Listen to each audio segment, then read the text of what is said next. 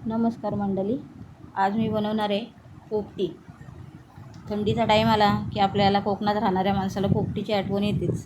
तर मग त्याच्यासाठी लागणारे साहित्य, तर मी चिकन स्वच्छ धुवून घेतले। त्याच्यामध्ये 7-8 लसणाच्या अख्ख्या पाकळ्या टाकून घेतल्या। नंतर त्याच्यासाठी हा मसाला पोपटीसाठी मी बनवलेला आहे। त्याच्यात लाल मसाला, मीठ आणि ओवा, या एवढ्या साहित्यामध्ये पोपटीची चव खूप चांगली लागते। नंतर हा मसाला मिक्स करून मी चिकनला मॅरिनेट करून घेणार आहे। मसाला घालून चिकन हलवून घ्यायचं। अजून त्याच्यामध्ये थोडासा मसाला घालायचा आणि परत त्याला चांगलं मॅरिनेट करून घ्यायचं। चिकन मॅरिनेट करून एक 5 मिनिटं झाकून ठेवून द्यायचं साईडला। आणि त्याच्यामध्ये पुदिन्याची पानं नंतर घालून घ्यायची। पुदिन्याची पानं घालून परत एकदा त्याला हलवून बाजूला ठेवायचं। मी कुकरमध्ये मीठ घातलं आहे खाली, त्याच्यामध्ये भांडं ठेवून साईडने पुदिना लावून घेणार आहे त्या भांड्यामध्ये। नंतर मी या शेंगा घेतल्या, त्याच्यामध्ये अंडी वगैरे पण घालतात, पण मी या 2च प्रकारच्या शेंगा घेतल्या आणि त्या स्वच्छ धुवून त्याच्यामध्ये हा मसाला जो मी बनवलेला आहे तो मी लावून घेणार आहे।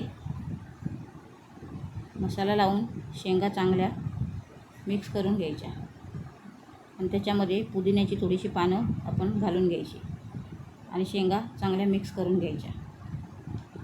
मिक्स झालेल्या शेंगा नंतर मी कुकरमध्ये जे भांडं ठेवलं आहे पुदिना घालून त्याच्यावरती शेंगांची एक